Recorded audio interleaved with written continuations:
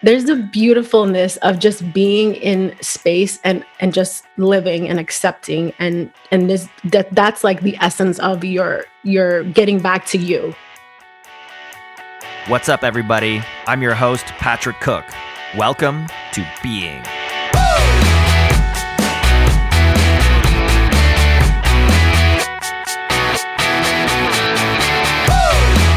Being is a place where we gather to explore some of life's most difficult questions. What does it mean to lead a meaningful life? What does it mean to live a life of purpose or on purpose? How do we make sense of the world? Really, what we're asking is, what the hell is going on? My intention with this podcast is to explore what it means to be human in the modern world through the lens of creativity, consciousness, and personal development. Through authentic conversations with a wide array of guests, including artists, intellectuals, scientists, visionaries, entrepreneurs, and thought leaders, Being ventures to make collective sense of an increasingly complex world with the unifying goal of building a sustainable future for all. As humanity continues to march full steam towards extinction, we can no longer afford to simply ask, what is best for me? The question now must become, what is best for me and the whole simultaneously? And so, dear audience, I want to inspire you to take full responsibility, to find your purpose, and to engage your evolution as a conscious agent. I challenge you to live your being.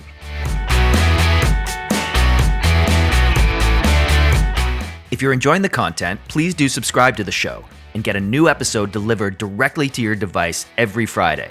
And as always, I love hearing from you. So please do rate and review the episode on Apple Podcasts, Stitcher, or whichever platform you prefer. Also, I'm proud to announce that the show is now available on YouTube. And you can also follow us on our new Instagram page at Being with Patrick Cook. For show notes and more information, head on over to being-podcast.com. Now, on with the show. Elizabeth Molina is a speaker, model, beauty mentor, and holistic health and life coach. Her personal story of survival has led her to become a catalyst in helping people discover their truest self and reigniting their zest for life. Her work and mission is about bringing awareness to the big why of everything we do, with the intention of helping young women and girls to remember that anything is possible. Elizabeth Molina, welcome to Being.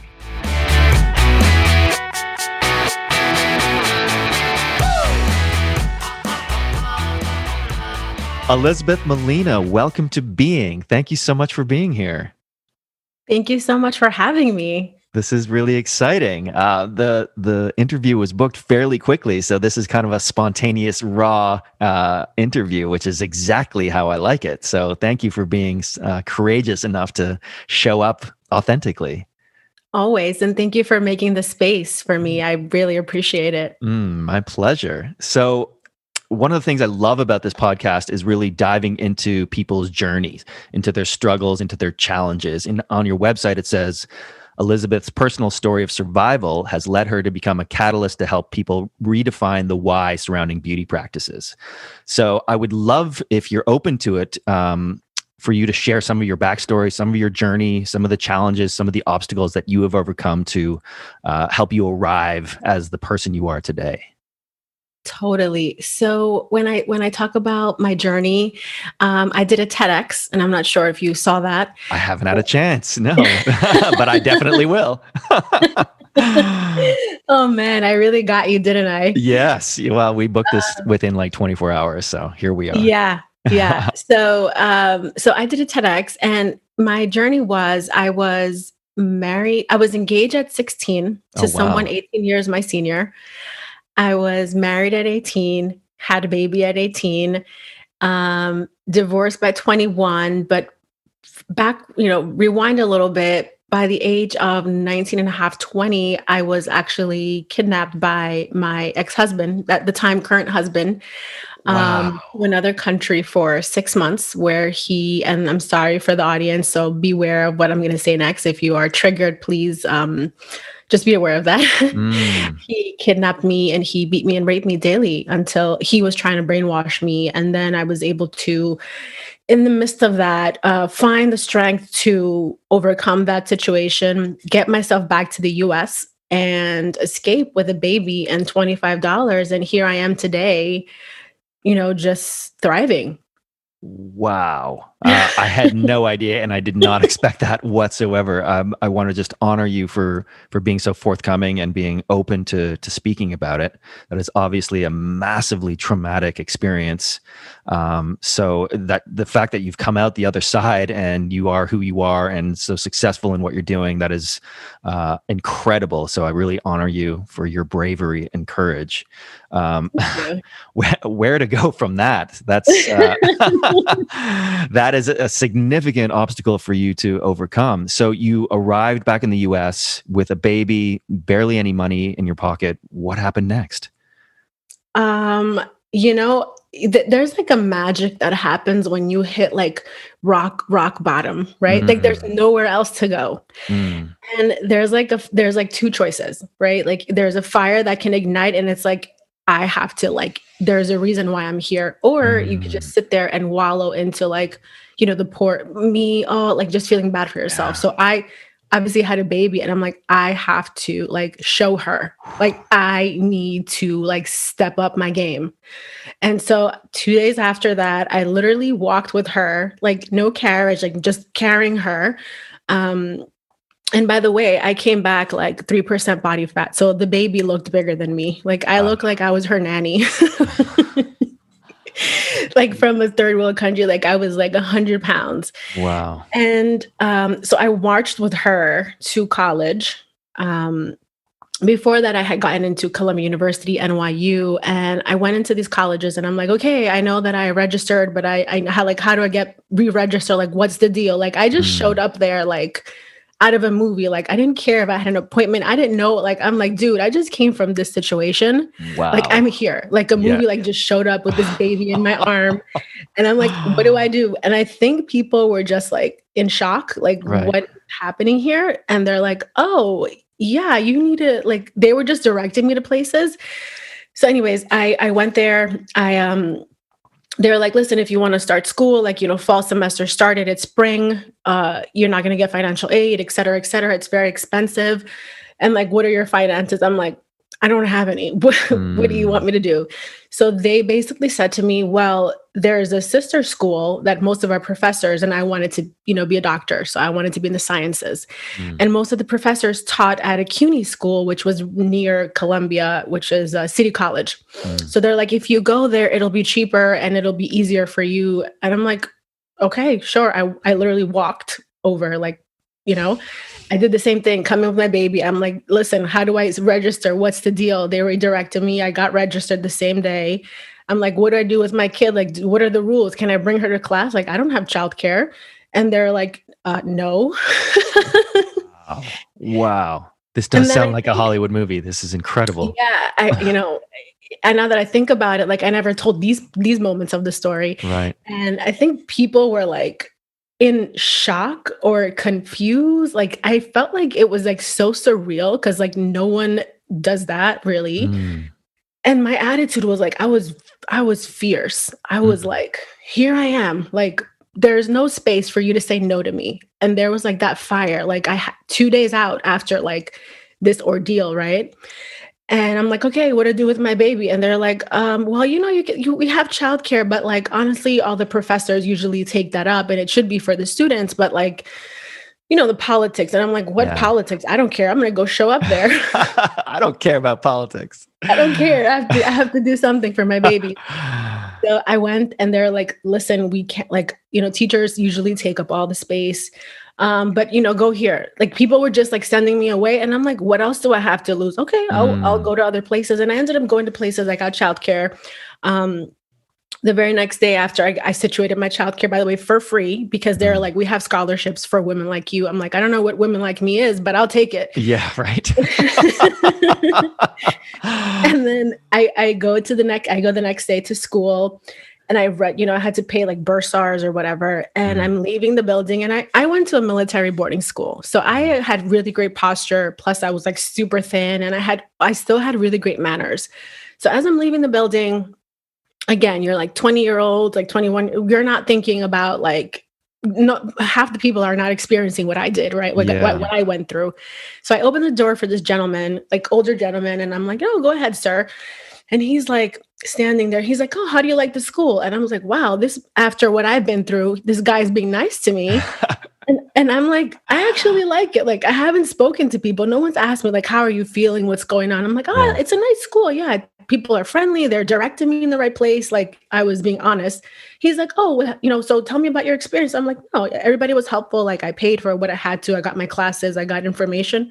He's like, do you have a job? I'm like, I've never worked a day in my life. And he's like, so what is your plan? I'm like, I don't know, but I'm going to figure it out. And he's like, well, so what's your deal? Like, you have such great posture. And I'm like, oh, well, I went to a military boarding school. He's like, well, so did I. And I'm like thinking to myself, I really need to get home. Like, I have to I could get my baby back. Like they said they would watch her for amount of hours. Like, I like talking to this guy, but like, okay. And he's like, how would you like to work for this school? I'm like, what does that mean? He's like, in between hours of classes, like, how did you do your schedule? I'm like, yeah, that would sound nice, but what kind of job is that? Like, I've never heard of a job that would work around a student's schedule. Right. And I have a baby, and he like turns around, and there's a picture of him on the wall, and he's the president of the college. Wow. Awesome. Yeah. So, I mean, the universe was supporting me like Perfectly. Hardcore. So that's some of my story. Like, I mean, we can talk about this for hours, right? Yeah. But that's some of my story until in terms of like my resiliency, where I get it. Like, everywhere I turned, there was support. Absolutely. So that resiliency, that fierce attitude you talked about, was that something intrinsic in you, or like, did you learn that in childhood? Like, what was your childhood like? Or was it like the trauma you went through and the fact that you had a child that nurture sort of survival mechanism was fired in you? I would love to say I was just born this way. Well, we are to a certain extent, right? We have that survival fire, but it's louder in some people. It's a combination of, I firmly believe that, like, and the universe and like the way you were born and you chose to come into this world, right, sets you up. Like, you only know, you connect the dots looking backwards, right? So when I look at it, I'm like, oh, that's what was like, I was being prepared for this. Right. Oh, so that's a beautiful perspective. I love that. Yeah. And so, like, I've had teachers along the way, things that have happened, but I've always been a very introspective person, even as a child. Like, if someone like at playtime or recess, like, didn't want to play with me, I like always sat in it, like, just intuitively. I was like, what did I do wrong? Or what happened? Like, I try to like always analyze it, and then I try to improve. And also my parents, like my mom and dad, I mean, obviously they weren't perfect, right? Not everybody is, and people are not how you want them to be, but they were the catalyst and the teachers, right? Like, maybe their neglect sometimes taught me to be more independent. Right. Like, the things that they maybe didn't do for me gave me the tools to do the things that I needed to do. And then they gave me the rest. So like my parents, like my mom was always preaching about, there's no such thing as like, if the door closes, like find another. She's like, you don't have to find one, just make it. Right. Like, break the wall down. Yes. I love that. So she was like that. And my dad did you feel support from your parents? Like, I'm curious, like when you got to 16 and this man entered your life, there must've been some deficiency or need for validation that you clung on to. Totally. No, my parents were getting divorced, and they were in their own mess. And I feel like there was a part of them what was like, teenage daughter, just whatever. This man is there. He's very wealthy. He's taking care of her. Like, we have our own shit to deal with. Right. So I wasn't supported at all. And this man came in, obviously, Prince Charming and all. And, when you hear the TED, you'll know exactly what I'm talking about. But so there was no support there. And even after, when I came back, they still didn't support me, actually, because they wanted me to go back to him. And he had told them, if you support her, you're supporting like a divorce, and this child is going to grow up with no parents. So they were like, no, divorce. Oh my gosh, we were divorced and now Mm. it's like the plague. So there was no support. And, even till today, I still have a very strained relationship with my family because of my Wow. decisions, of my way of thinking. And even though they were aware of what happened to you and your trauma? Yes. So my mother, when I told her, she actually said, well, it must be because maybe you're not like experienced sexually. She gave me a sex book. Wow. Wow. And I was like very feisty. I was like, Mom, this is a man who's been around the world. Believe me, that's not my problem. Like that's Right. not what it is. Like I was just like that was my defense mechanism. And my Yeah. dad was just like, well, it must be your mother's fault because we got divorced. You don't know how to be a proper housewife. Mm. Yeah. Wow. Yeah. That's that's a interesting perspective. Yeah. Yeah. I love what you said about entering this world as sort of, your soul decides to come into this world and chooses the family in order for it to grow Yes. most efficiently. I love that perspective. And it moves, like you said earlier, moves you away from that victim consciousness of, oh, why me? My life is so bad. Look at all these obstacles, rather than you move to like a creator consciousness where it's like, okay, these challenges are happening for me in order for me to improve and evolve. Do you subscribe to that mindset, or were you born with it? How did you come to realize that? 100% I subscribe to that. And that's not to say that I don't have moments where I'm like, why me? Of Right. course, we all do. Yes, of course. And I'm like, why did I? Then I'm like, and then I moved to like, why did I choose this? Like, why Yeah, did I tell the universe I wanted a star role? Like, right. why? Right. So I subscribe to that. And I go back to my childhood. I've had wonderful teachers of life, and I was just able to absorb it. And because of my personality, I always sit like I listen very intentionally. Sometimes it seems like I'm not listening, but Mm, I'm just taking it in on so many different levels mm, and processing it. And so I think that innately I knew that, right? Because we all know we know everything. Like we come knowing, we mm, just have to remember. right. And so I think like if you're listening, you remember. And I've had teachers who have reminded me of that, like in school, like, when they talk to you, like something happened wrong and you're like, well, why did this happen? And then they start to, well, they teach you lessons.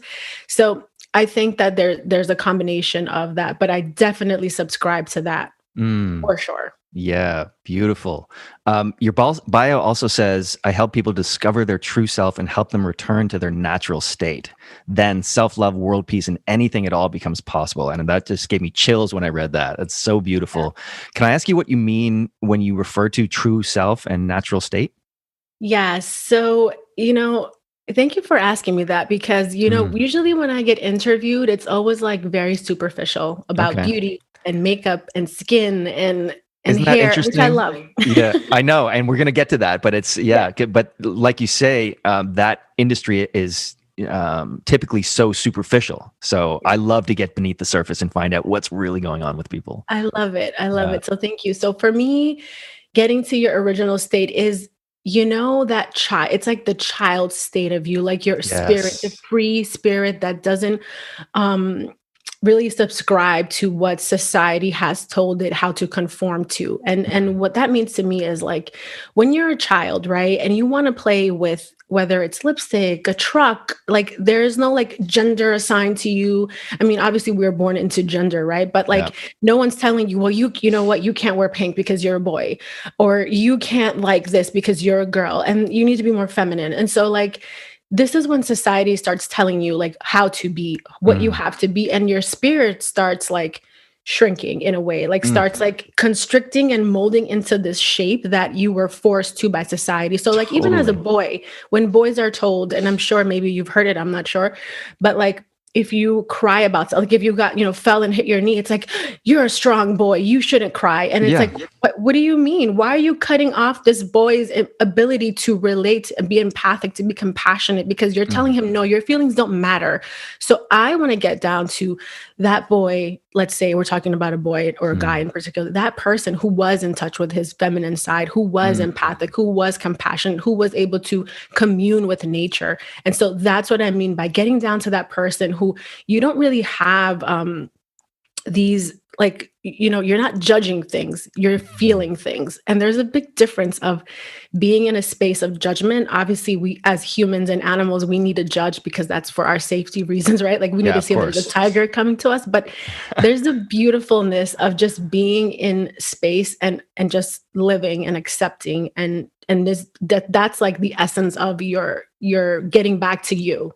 Yes. Oh my God, that was amazing. And I totally relate to that. The way look at it is we are born these perfect, innocent light beings. And then, Yes. like you say, we're conditioned by society, by our parents, by rules, regulations. And it takes us further and further away from our truest self.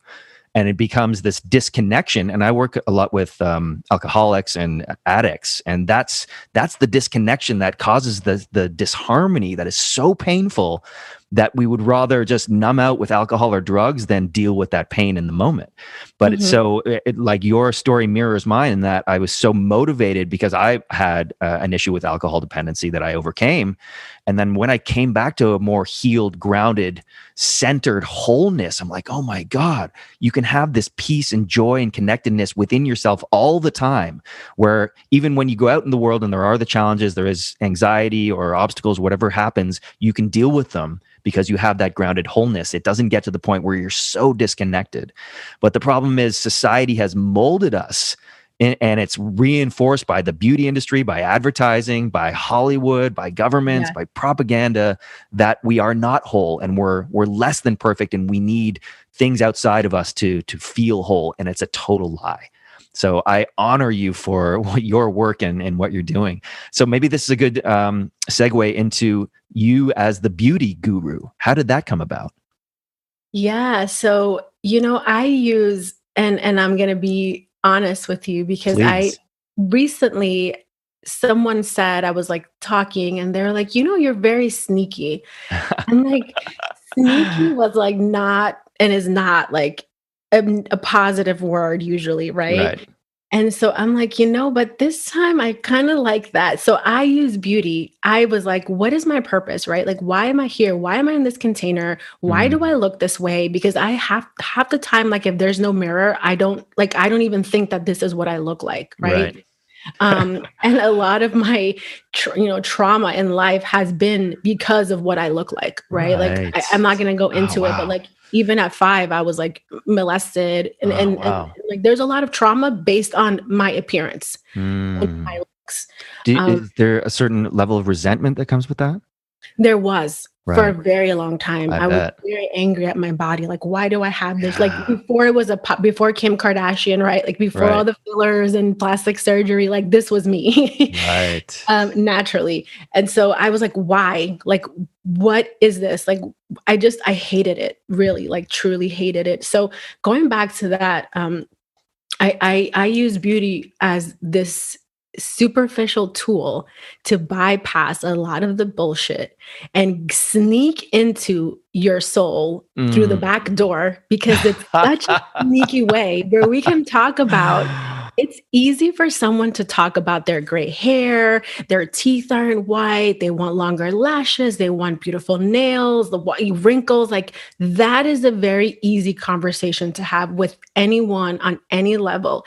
Now it's up to you and your soul. It's like I'm kind of nudging it inside, like, hey, I'm Right. here. Let's have this conversation. Like, let's talk about it. Like, what's your why? So Right. that is the work that I do. Like, I figured out, okay, maybe I'm here to like talk to the people who are on this frequency and bring them, kind of surf them up to different parts of themselves that they're yearning for, because they're gravitating to the material, to the superficial. And I'm here to gather them all and be like, let's go over here, because this is really what's going on. Yes, I love that. So you use beauty as the entry point into sort of personal development and transformation.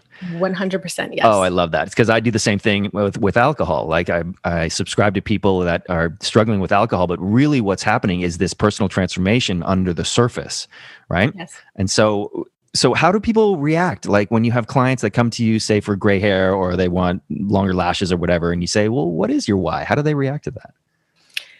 Well, usually people who are, and I don't, I hope nobody gets offended, but when you're on this wavelength of superficial, right? And that's not just like beauty, like physical beauty, like that could be clothes, that could be, men going through a crisis and buying that red convertible. I talk about it all the time. It could be like you want to buy fancy clothes, right? Like there's so many different levels. You need bags. You need your home needs to be like with the most beautiful contemporary furniture, whatever your style is. So usually, these kind of people don't really know that they are searching for that. And they don't even have the time because they make themselves so busy trying to get the material to ask themselves this question.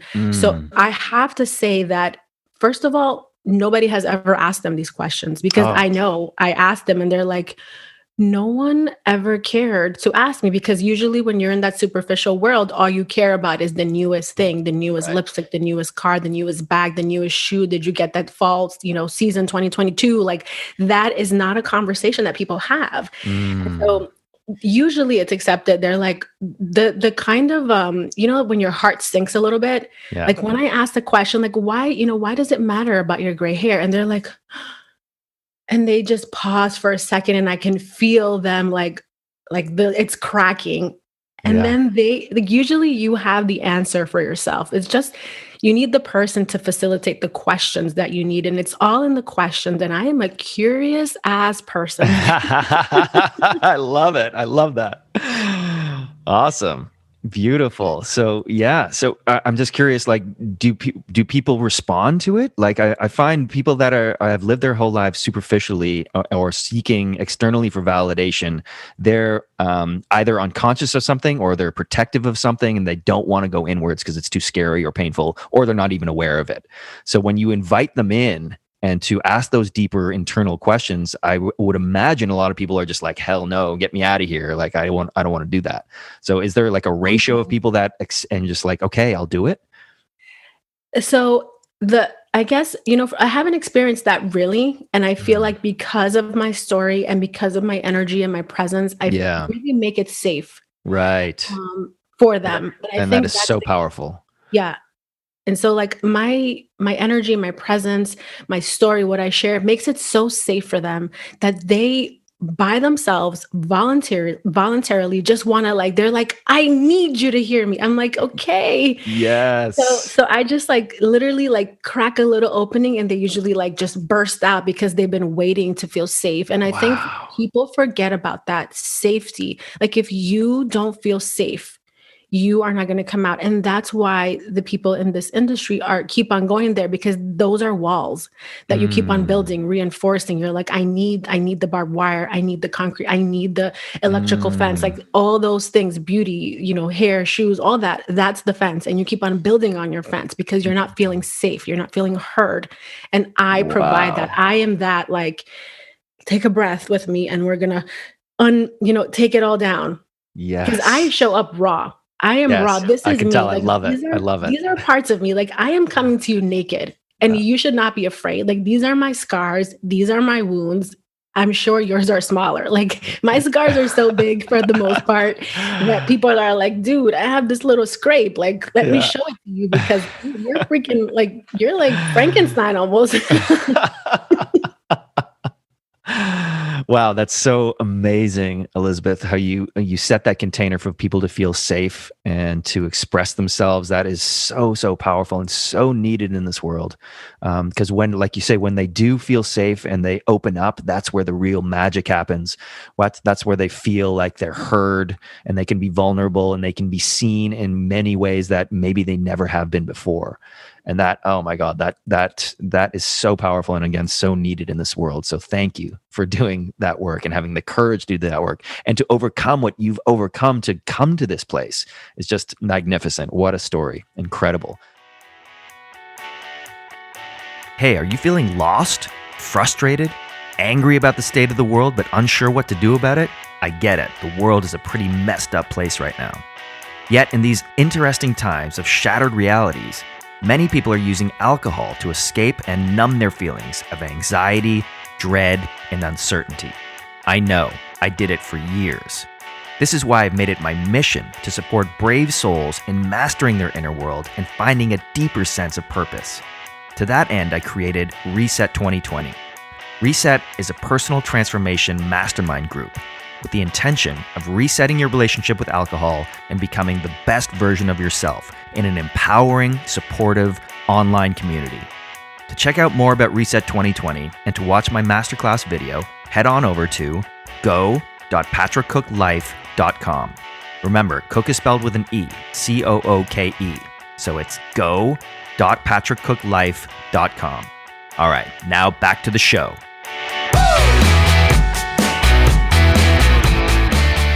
So I understand you moved into the modeling world. So how did that transition happen? And what's your experience been in the modeling world? Because again, that's another industry that's very superficial, very, what's the word? A lot of vices. It's super, yeah, I guess that's the word. What's your experience been in the modeling world? Oh God. So fun fact, I actually went on my first casting call at the age of 5. Oh, wow. Yeah. Which is funny because I've done a lot of shows and interviews and a lot of retrospect, and a lot of things happened for me at the age of 5. Okay. Interesting. So very interesting. And I'm still figuring out all the connections of it because it's just remarkable. But so I have been exposed to the beauty industry at a very young age, not just like on the outside, but even from home, mother, grandmother, like beauty was very important in our culture. Right. That's the worth of a woman, her For beauty. sure. And Can I ask you just what your heritage is? What's your background? Yes, I'm Peruvian, Dominican, Israeli. Whoa, awesome. That's incredible and very diverse. Yeah, I'm just curious because of the culture of those different places can impact you so deeply. So it's interesting to hear that you're the women in your family felt that beauty was a strong attribute that you needed to have. Well, I mean, I'm not going to go into it because we're honestly, we can have like a whole season just talking. But that would have to do with like trauma and like not having support and like that. It's generational. Exactly. There you go. Yeah. And that's another thing we talk about on this podcast a lot is how do we break from those generational ancestral lines and when they're so deeply ingrained in us, right? And so again, this is another powerful thing we can do as individuals is first recognize what our generational patterns are, things that are not serving us and negatively perpetuating, and have the courage to say, no, I'm going to stop this. It's incredible. Right. So to get, I'm not going to go into that, but to get to your question about how I deal with the superficial or modeling I mean, I feel like I was equipped to be in both lanes. Like I was always known as extremely spiritual. Like anyone who's ever known me was like, dude, how are you not like the number one wellness expert? Like what is you were eating quinoa like at birth and and like what is this like craziness? And so I always live those two lives together. Like I always say, like you wear a mask and you put on this suit and you change. One day you're a student, one day you're a teacher, one day you're a model, one day you're a mom. And so I've always lived with those things, and I knew how to balance like the superficial and understanding like their why. Like I always said, I'm very curious, right? So in the modeling space, the expectations are not only superficial, but unrealistic. And that goes into the beauty industry, which is $1 trillion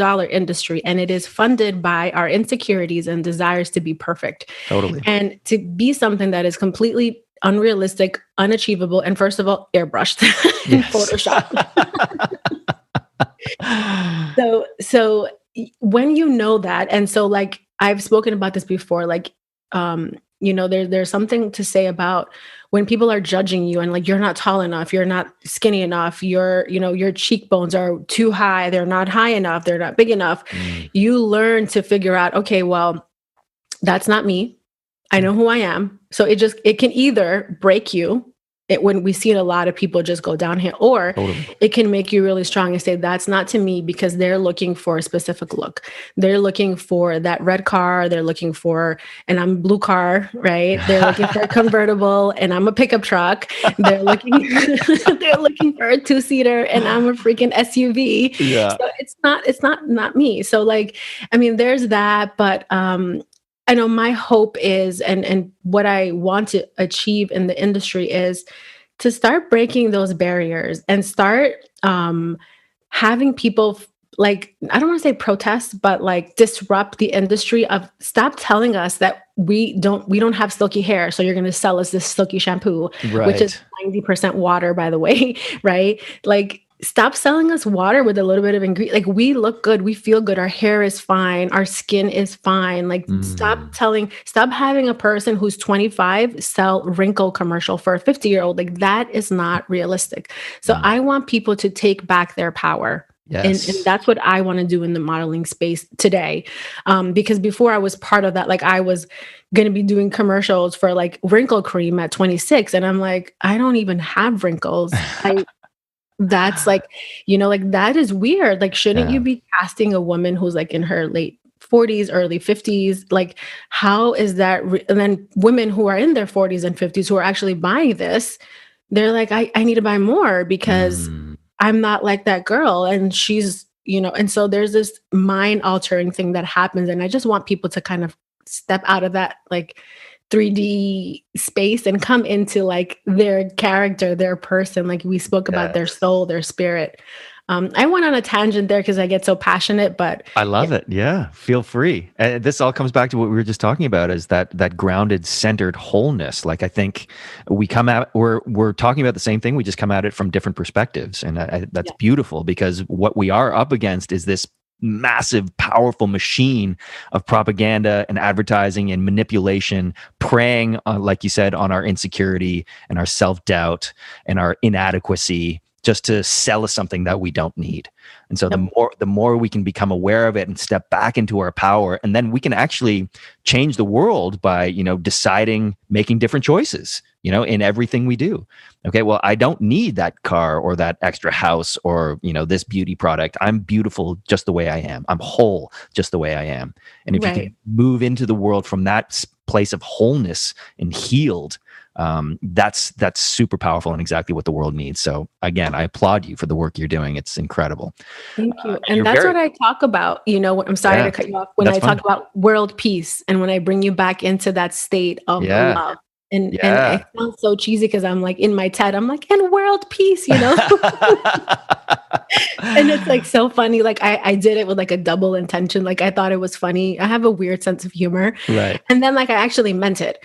Yeah. Because when you get into that state of love, when you love yourself, you love others, right? Yes. If you're happy, why would you want somebody to be sad Yeah. or miserable, right? Yeah. Totally. That's where the world peace comes in. Yeah, and it's not pie in the sky. I honestly believe that we've been convinced that we're powerless as individuals. Like, that's how they rope us into all these manipulations. Like, you are powerless by yourself. But the more of us that can take our power back and stand in the power, and then form collectives, form tribes, form community around it, that's how we take, because there's more of us than there is of them, right? Yes. So world peace or any of these sort of major disruptions and transformations in the world are possible, but it takes each of us as individuals doing the work, right? Mm-hmm. And so, yeah, again, so powerful, the work you're doing. One of the questions I love to ask my guests is about success. What is your definition of success, and how has it changed over time? Wow. That's a hell of a question. Today, I guess, I don't know, should I talk about, well, success to me used to be like money and Yeah, power, right. The traditional forms of traditional materialism. form. And today, success means to me, and this sounds so cheesy, but it means like a life that I impacted.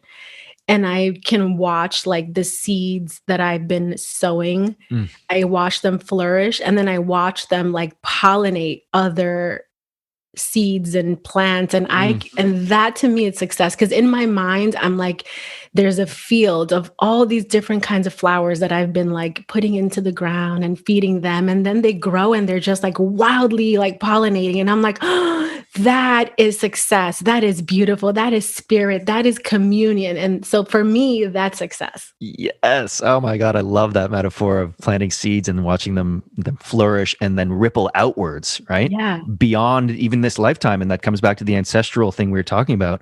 What seeds are we planting? Is it the same old seeds that our ancestors have planted? Some of them are great, but some of them maybe not. And so it's time to plant new seeds and then let that ripple out. And then, your impact in this lifetime becomes exponential for future generations, and your daughter as a perfect example. And it's eternal, by the way. Like that's how you live forever. That's by right. Impacting people, because you impact their family, you impact their genetics, and that's what I want. And that's to me. Yes. Oh my God. That's probably one of the most beautiful definitions of success I've heard, because I ask almost every guest. So thank you for that. I'd love to hear more about like your daily routines. Like, what do you do? How do you practice staying grounded, healthy, creative? What are some of the things that you do? I'm extreme. You're extreme in your routines? In my routine. Yeah. Like I'm a crazy, I don't want to say crazy, but I'm a little bit obsessive over things. Like I love meditating. Great. Different kinds of meditations. How did you learn to meditate? And how long have you been doing it? Oh, I want to say consistently, probably like 4 years, and off and on, maybe 10 years. And I guess like when I went to therapy for like PTSD and like my trauma, and that's where I think I really started to, I feel like I knew how to meditate, but I didn't know that I was meditating. Right. Just being mindful and present. Yeah. And then, in therapy, I learned some tricks and I was like, this is not working. This monkey brain of mine is like, no. And then you start kind of surrendering. And then I think for me, because I'm such a fighter, I struggle with the surrender, which is the key to meditation, I think. Yes, just it let is. It go, let it flow. So that's how I learned to meditate, and just like putting up a fight for like 10 years, basically. And, okay. I had the same experience. It took me a long time to really surrender into meditation. Now I love it and I can't live without it. But the monkey brain, it's like, because we're hanging on so tight. It's that survival mechanism, right? It's that fight or flight. It's like, if I lose control, I might die, But as soon as you surrender, it's like, oh my God, there's so much peace and joy and safety here, right? Yes. But I will say that there is a little bit of like I don't want to say addiction to that. Like, right. You can be addicted to the bliss. Yes. Is that what you mean? Yes. Yeah. But like, no, but there's like a little line between surrendering and then the bliss. There's like a first, like, I can't explain it, but that like battle. Yeah. Is really addicting, by the way. Yeah. When you just feel like complete all of a sudden, like you're so tense and then you're like relaxed. You're like, wow, like that is so. It is. It is so amazing. It is a good habit. Yeah. And if you can, the way I talk about it with my clients is when you meditate, you're practicing. That's why they call it practice, because you're relearning how to come back to that place of grounded wholeness. And so when you do go out in the world, it's not that there isn't challenges or stress or anger or anxiety. It's how you respond to them and how quickly you can come back to that grounded homeostasis, right? That's why you practice meditation. 100%. And so another thing that I do meditation, I do sauna therapy, which I love. Ooh, what's that? I get in a sauna with infrared. Oh, sauna. I thought you meant sonic. Yeah. Okay, sonic, great. I wish. Whatever that is. Right. Sauna therapy. I am a big proponent of grounding, obviously going out in nature, but food. Right. Eating root vegetables is super grounding, because if you live in a building, right, and like you're living in the air, it's really hard to ground all the time. Yeah. And to keep you there, like even if you're not thinking about it, you're like, why am I always like, when I'm in my apartment, I feel this way? Yeah, because you're like 22 feet up in the air. Yeah. So like root vegetables is something that I love to do all the time, like eat them, because it keeps you very centered, very grounded. Like even if you can't do the meditation or do the other things, but like if you eat the grounding, and I know that sounds crazy. No, it doesn't. But it just, those are some of the things that I do to keep grounded. Yeah. So you mentioned food. I think that's an important topic, especially as a model or a beauty person. How do you relate to food? What's your relationship been over time? And how do your clients relate to food, maybe more importantly? Yeah. So, I've struggled with food as a model, right? Like of course. I didn't eat. And then when I was kidnapped and I wasn't given food, that really messed me up, because I had this mentality of like, F that. Like, that's actually why I quit modeling after I got re-signed after I came back so emaciated, right? Because I was like, oh my God, you're so perfect now. Like 3% body fat. I didn't even have like a period for like 8 months because I was so Wow. thin. Like that's how emaciated I was. And so after that, I feel like my relationship with food has changed drastically because there's a part of me that's like, why would you deprive yourself of food when you've been denied food? Like not by yourself, but by someone else. Yeah. So there's a thing there for me. And so I constantly work on have to like literally, like I call it conscious eating, where I'm telling myself, why are you putting this in your mouth? Why are you not putting this? Like, is it fueling my body? Is it fueling my cells? Why do I need this?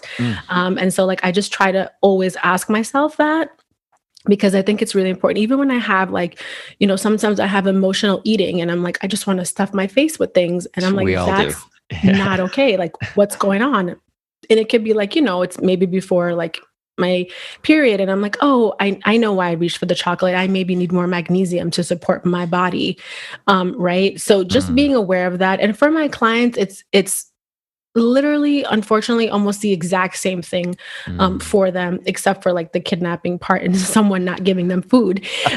But, they restrict food from themselves because unfortunately, society has taught us that if you are of a specific weight category, that means that you are more of an elite person, that you are more, you're the person to seek advice from, Right. which is really wrong because it's not healthy to deprive yourself of food. So I encourage people and I tell my clients and myself, like, eat your minerals, eat for your body. Like you are the owner of this vehicle. What do you want to do with your body? Do you want to crash and then what? Or do you want to like live a sustainable, beautiful, healthy life? So my whole thing with food is just ask yourself why. Why am I eating this pizza? And like once you can eat it. Like you can have your cake, you can have all the things you want, but just know why. Why am I doing this? And once you know that, it just changes the way you receive it in your body. And I think that's the key, because if you have this like gluten-free, fat-free cauliflower pizza with, fake cheese, and you're like, I'm healthy, but you're angry about it, that's not serving your body, right? Like you're not in homeostasis. You are in fight or flight. Your body can't digest it. Then you're going to start having celiac and Crohn's, and things are fermenting in there because your body is a live organism. So it's just rotting in there because it can't like metabolize correctly. So my whole thing is for eating is just know your why and be happy about it. Like be happy with the foods that you put in your body. And if you're not going to be happy about it, just try not to do it. Go out for a walk, have water. Half the time we're dehydrated. So that's my take on food. And I'm dropping the mic there.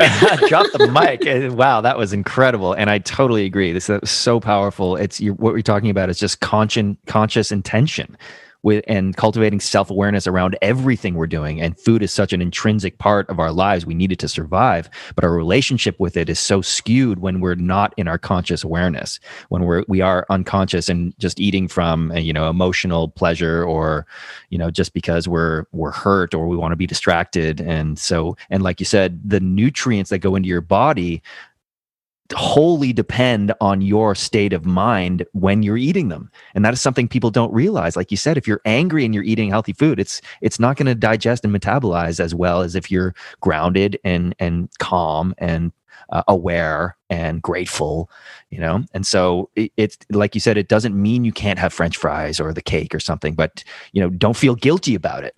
Do it with conscious intentionality. And that's how I do it. I love French fries and I still eat them from time to time, but I do it. I'm just like, it's not a guilty pleasure. It's no, I'm consciously choosing this in this moment. Right. And in that way, it serves me on the deepest level. Right. So. And I want to add something to that. Like if anyone has a dog, I don't know, do you have pets? I have a cat. You have a cat. Okay. I have 2 dogs. But if anyone has a pet, you'll notice that if your pet, like for me, I have dogs, like if they are in a grumpy mood or they're like have anxiety, they will not eat. Like animals know not to eat when they're sick, when they're not feeling well, because they can feel that their body cannot digest the food and their body needs to heal. So like sometimes you can learn from your animals and watch them. And so like, I just wanted to add that because it's very interesting that we have lost that. Yeah. Wow. Yeah, there's a lot to be learned from animals. We are animals. We're just, Yeah. I want to ask you, what kind of skills do you think we should be focusing on as developing human beings that will serve us in the future? Like the world is changing so fast right now. And I think we've covered a lot of them, like your relationship with food, meditation, conscious awareness. What are some other skills that you think will be useful and necessary to survive in this environment moving forward? I, I feel like I'm the cheesiest person, the cheesiest guest. I would say I don't know. It's like between communication Yeah. and like being kind and empathic. Like I feel like Mm, we have lost. We're so connected on social media and platforms, but we're so disconnected.